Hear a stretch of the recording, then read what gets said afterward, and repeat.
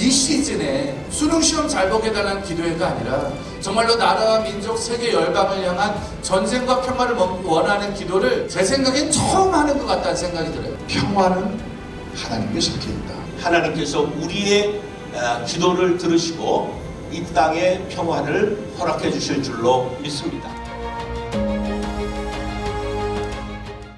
우리 본문을 같이 한번 읽도록 하겠습니다. 요한복음 4장 4절부터 10절까지 말씀 함께 읽겠습니다.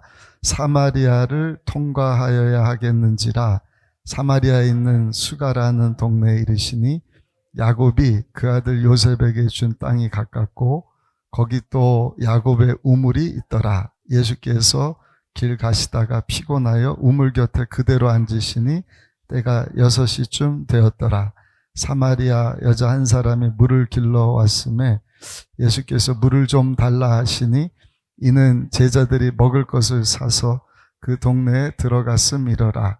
사마리아 여자가 이르되 당신은 유대인으로서 어찌하여 사마리아 여자인 나에게 물을 달라 하나이까 하니 이는 유대인이 사마리아인과 상종하지 아니함이더라. 예수께서 대답하여 이르시되 내가 만일 하나님의 선물과 또 내게 물 좀 달라 하는 이가 누구인 줄 알았더라면 내가 그에게 구하였을 것이요 그가 생수를 내게 주었으리라. 아멘. 죄인을 구원하시는 예수님이라는 제목으로 말씀을 전하겠습니다. 나는 죄가 많아서 교회 못 간다. 그때 우리가 할 수 있는 얘기는 죄가 많으니까 교회 가야 되는 것 아니냐. 성경에 보면 다 예수님에 대한 말씀입니다. 예수님께서 왜 이 세상에 오셨는가? 이유는 죄인을 찾아서 죄 문제를 해결해 주시고 구원해 주기 위하여 오셨다. 첫 번째입니다. 예수님께서 한 번은 세간을 지나가시는데 세리마태가 앉아있는 것을 보시고 나를 따르라. 그리고 예수님께서 그 세리와 함께 시간을 보내시니까 서기관, 바리새인, 종교 지도자들이 비아냥거리는 것입니다. 제자들에게 아니 너희 스승은 어떻게 저 죄인과 함께 하냐. 예수님께서는 그 말씀을 들으시고 우리가 잘 아는 말씀입니다. 건강한 자에게는 의사가 소용없고 병든 자에게야 소용이 있다. 그러시면서 내가 세상에 온 것은 죄인을 부르러 온 것이 아니라 의인을 부르러 온 것이 아니라 이와 같이 죄인을 불러 회개시키기 위해 오셨다. 이렇게 말씀을 합니다. 성경에 보면은 그 한 부자가 두 아들을 뒀는데 둘째 아들이 아버지 재산 달라 그러고 먼 곳에 가서 탕진을 다 해버립니다. 너무 비참하니까 아버지 집을 생각을 한 거예요. 아버지 집에 가면 먹을 것이 있으니까 아버지 집으로 가야겠다. 근데 이 꼴로 내가 갈 수 없으니까 아버지한테 가서 하소연을 하는데 아버지 죄송합니다. 저를 아들로 받아주지 마시고 그냥 집안에 있는 많은 품꾼들 중에 한 사람으로 좀 받아주세요. 그 마음으로 갔더니 세상의 아버지는 그 집 나간 아들을 기다렸다는 시 맞이하면서 신발을 바꿔 신겨주고 옷을 갈아입혀주고 손에 있던 반지를 껴주고 집에서 일하는 사람들에게 죽은 줄 알았던 내 아들이 돌아왔으니까 소를 잡아라. 잔치를 벌이자. 그리고 큰 아들에게도 야 함께 기뻐하자.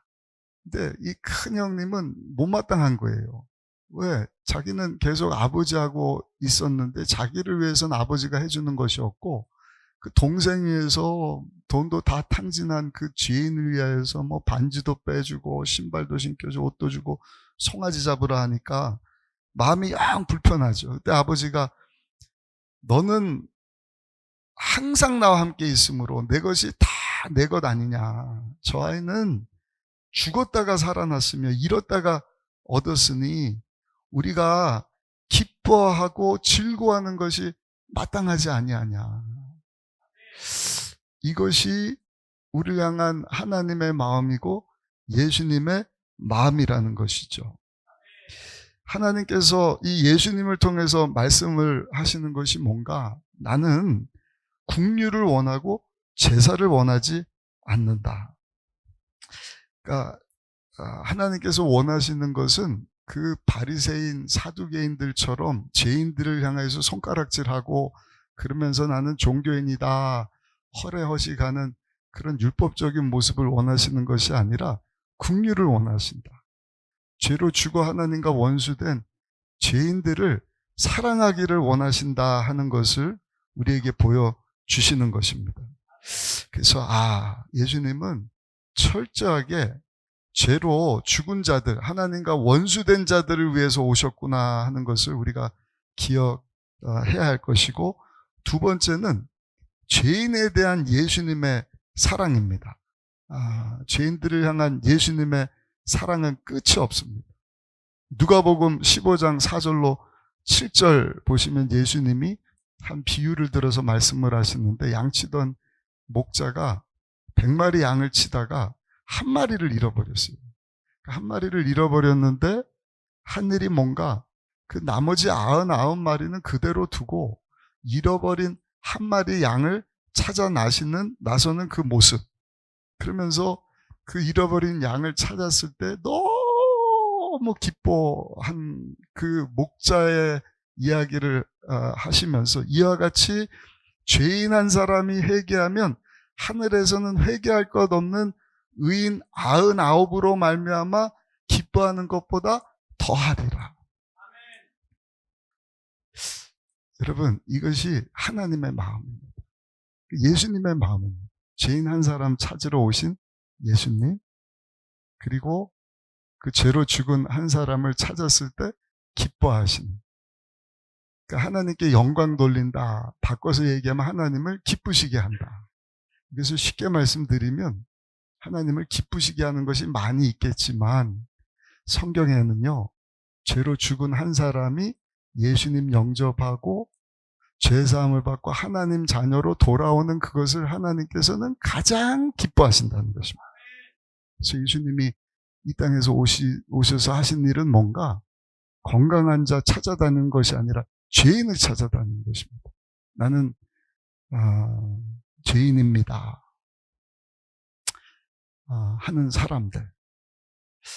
오늘 본문에도 보면 예수님이 이 사마리아 지역에 일부러 찾아가신 것을 봐요. 4절에, 요한복음 4장 4절에 보시면 사마리아를 통과하여야 하겠는지라.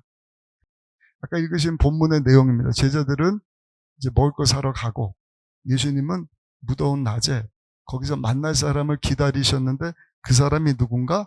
우리가 잘 아는 사마리아에서 악명 높은 여자. 누굽니까? 남편을 5번을 바꾸고, 지금 사는 사람도 결혼한 것이 아니라 오다 가다 만난 그 사람하고 사는 여인을 예수님께서 만나주신 것이죠. 그리고 그인을 보고 예수님이 나에게 물을 좀 달라. 그래서 깜짝 놀라는 거예요. 아니, 당신 유대인인데 우리 사마리아 사람들에게 물을 달라 합니까? 그때 예수님께서 하나님의 선물이 무엇인지 알고 물 좀 너에게 달라고 하는 내가 누군 줄 알았다면 내가 구하였을 텐데, 그러면 내가 생수를 내게 주었으리라. 그때 이 여인이 웃으면서 얘기를 하는, 나한테 생수를 준다고요? 이 우물은요, 우리 조상 때부터, 야곱 때부터 파낸 우물입니다. 이 우물이 얼마나 깊은지 압니까? 그 우물 길 수 있는 2배레박도 없는데 와갖고 빈손으로 생수를 꺼내서 나한테 준다니 말이 됩니까? 예수님께서 뭐라고 말씀을 하셔? 이 물을 마시면 또 목말라서 또 물길러로 오지 않겠느냐. 그러나 내가 주는 물을 마시면 영원히 이 뱃속에서 솟아나는 생수가 솟아남으로 영원히 목마르지 아니하리라. 그러자 이 여인이, 그래요, 그러면 그 생수 나에게 좀 주세요. 그래서 다시 길러 오지 않게 해주세요. 그때 예수님이 뭐라고 말씀을 하셔? 내 남편을 데려오라. 그 여자가 고개를 푹 숙이는 거예요. 설레설레 고개를 흔들면서, 전 남편이 없습니다. 맞다, 남편이 없지. 아니, 5명 있었는데 5번 이혼하고 6번째 오다 가다 우연히 만난 남자하고 살고 있는 죄인이지 않느냐, 이 말씀을 하시는 것이죠. 얼굴이 빨개지는 것입니다. 깜짝 놀라는. 어떻게 알았지? 당신 선지자군요. 내 생애를 다 들여다보는 선지자군요. 그러더니 갑자기 그 종교 예배 처소 논장으로 예수님을 이끌고 가서 얘기를 하는 거예요. 우리 조상들은 여기 사마리아의 산에서 예배를 드릴 때가 있을 것이다. 당신 유대인들은 예루살렘에 가서 예배를 드려야 할 것이다. 아무튼 예수님께서는 이 말씀을 들으시고 여자여 내 말을 믿으라. 이 산에서도 말고 예루살렘에서도 말고 너희가 아버지께 예배할 때가 이르리라. 너희는 알지 못하는 것을 예배하고 우리는 아는 것을 예배하노니 이는 구원이 유대인에게서 남이라. 아버지께서 참되게 예배하는 자들은 영과 진리로 예배할 때가 오나니 곧 이때라. 아버지께서는 자기가 이렇게 예배하는 자들을 찾으시니라. 하나님은 영이시니 예배하는 자가 영과 진리로 예배할지니라. 이 여자가 듣고는 예수님 이게 무슨 말인지 나는 도저히 못 알아듣겠습니다. 너무 어렵습니다. 제가 아는 거 한 가지가 있는데 메시아가 온다고 들었는데 메시아가 오면 그 기름 부음 받은 하나님의 종 그리스도가 우리에게 모든 것을 알려줄 것이다 말씀을 하셨습니다. 그때 예수님이 그 여인의 눈을 똑바로 쳐다보시면서 뭐라고 말씀을 하셔요? 내게 말하고 있는 내가 바로 그니라. 너희들이 기다리고 있던 메시아 그리스도다. 그때 성령 하나님이 역사하니 이 여인의 눈이 확 열리는 것입니다. 예수님을 알아보는 거예요. 예수님이 메시아구나. 그리스도시구나. 그리고는 가지고 물덩이를 그냥 던져버리고 감격해서 사마리아 성에 가서 부끄러운 것도 모르고 예수님을 막 전하는 것입니다. 나에 대해서 다 알고 있는 선지자. 우리가 기다리던 메시아가 우리 가운데 오셨다. 여러분 참된 행복이라는 것은요 남편을 바꾼다고 오는 것도 아니고 집을 바꿔서 오는 것도 아니고 물질을 많이 갖는다고 오는 것도 아닙니다. 마음속에 영원한 생수 되시는 예수님을 얻게 될 때에 참된 행복이 오는 줄로 믿습니다. 예수님만이 구원의 길이 되시기 때문에 구원 얻을 수 있는 유일한 진리가 되시기 때문에 하나님의 생명을 주시는 길이요 진리요 생명 되시는 분은 오직 예수님 한 분이신 것을 알고 그 예수님을 믿고 입으로 내가 그 예수님 주인으로 모셔드리겠습니다 할 때 하나님의 생명이 하나님의 구원이 임하는 것입니다. 혹시라도 오늘 예수님을 삶 가운데 주인으로 영접하지 못한 분이 계시다고 한다면 초청을 할 수 있어야 됩니다. 예수님은 항상 문 밖에 서서 문을 두드리시거든요. 그러나 문을 열고 삶에 영접하시는 사람은 내가 돼야 하는 것입니다. 인격적으로 모셔드릴 때 찾아오셔요. 이미 예수 믿고 구원받고 하나님의 자녀된 성도라고 한다면 여러분들의 인생의 목표, 영광은 무엇이어야 되냐, 삶의 목표는 무엇이 되냐? 하나님의 영광입니다. 아까 말씀드린 것처럼 하나님을 기쁘시게 하는 삶. 모호하거든요.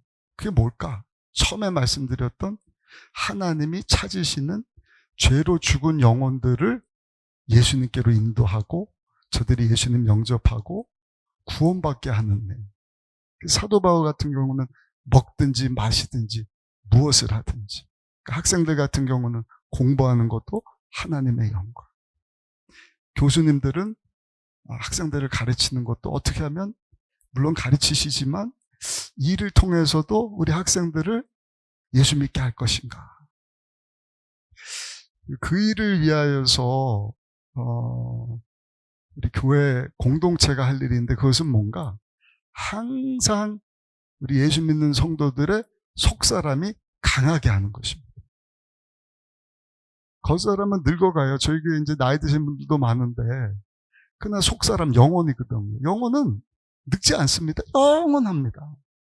근데 하나님 앞에 서는 날이 올 텐데 하나님은 딱 한 가지를 질문을 하실 거예요. 내가 너를 통해서 영광 받기 원했는데 얼마나 많은 열매를 맺다가 왔느냐. 그 열매는 성화의 열매입니다. 나에게 은혜 베풀어 주신 그 하나님의 은혜로 내가 예수님을 영접하고 제사함받고 하나님의 자녀가 되어서 이제 우리가 할 일은 뭔가? 내 속사람이 십자가에서 우리 위해서 죽고 사신 예수님 닮은 모습으로 계속 자라나는 것입니다. 사도 바울은 그 목표를 그리스도의 온전함에 이르는, 그러니까 예수님을 영접한 게 10년이 됐다, 30년이 됐다 중요한 것이 아니라 단 10일이 됐다 할지라도 그 사람이 얼마나 예수님 닮은 모습으로 살아가고 있는가. 너무 어렵습니까? 어렵지 않습니다. 계속 어떻게 하면 예수님 닮은 모습으로 어제보다 오늘, 오늘보다 내일 내가 또 자라날까. 그 사람은 중요하지 않습니다. 교회 겉모습도 중요하지 않습니다. 물론 그 공동체가 모일 수 있는 공간과 교제하고 예수님 닮은 모습으로 양육할 수 있는 그런 공간은 필요하겠지만 중요한 것은 우리의 속사람. 그리고 우리의 죄를 대신하기 위해서 오신 예수님을 전하게 하여서 복음 전파입니다. 성경이 분명히 그러지 않습니까? 아니, 듣지 않으면 어떻게 알리요? 알지 못하는데 어떻게 믿으리요? 그러니까 먼저 예수님 영접하고 죄사함 받고 하나님의 자녀가 되고 하나님의 나라를 소유하게 된 사람을 성경에는 남은 자다. 그 남은 자가 예수님 영접하지 않은 자들에게 예수님 닮은 모습으로 다가가야 하는 것입니다. 어떻게 인도하실지는 우리가 다 알지 못하지만 중요한 것은 팔레스타인 사람들도 이스라엘 사람들도 그 주변에 있는 중동 사람들도 다 예수님을 믿고 구원받아야 한다는 것입니다. 할렐루야. 어떻게 해요? 예수 믿고 구원받은 성도들을 통하여서. 근데 우리가 그곳에 가서 우리의 삶을 보여줄 수가 없어요. 우리가 가서 복음을 외칠 수도 없어요. 그래서 우리가 할 수 있는 것이 뭔가? 기도지 않습니까? 기도. 하나님 앞에 기도하는. 하나님의 그 선하고 온전하시고 기뻐하시는 뜻이 무엇인지 알게 하셨으니 우리가 기도합니다. 하늘 문을 여시고 그 땅 가운데도 평화가 오게 하시는데, 진정한 평화는 평강의 왕 되시는 예수님이 임할 때 저들이 죄의 문제를 해결받고 하나님의 자녀로 거듭나고, 우리가 예수님 안에서 성령 안에서 하나가 되었구나. 그러니까 분리시키고 파괴시키는 것은 죽이고 도적질 멸망시키는 사단 원수마귀의 짓입니다. 데블이다. 디아블로 나뉘게 한다. 그래서 우리는 항상 예수님 믿지 않는 자들 예수님 믿게 하고 예수 믿고 구원받은 성도들의 그 모임이 성령 안에 하나게 되게 하신 그것을 하나 되도록 힘쓰는, 그래서 하나님의 나라가 이 땅 가운데 계속해서 확장해 가는 가운데 정말 하나님께 큰 영광 돌릴 수 있는 우리 모두가 다 되시기를 예수님의 이름으로 축원합니다. 기도하겠습니다. 아버지 하나님, 주신 말씀 붙잡고 예수님이 누구신지, 왜 우리가, 아니 인류가 예수님이 필요한지를 생각해 보았습니다.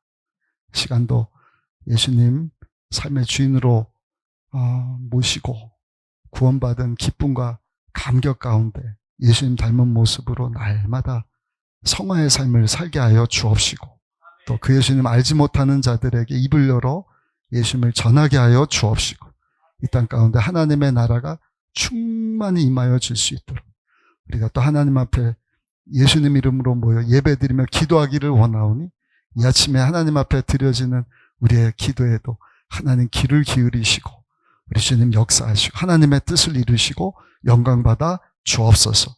예수님의 귀하신 이름으로 기도드려 사옵나이다. 아멘.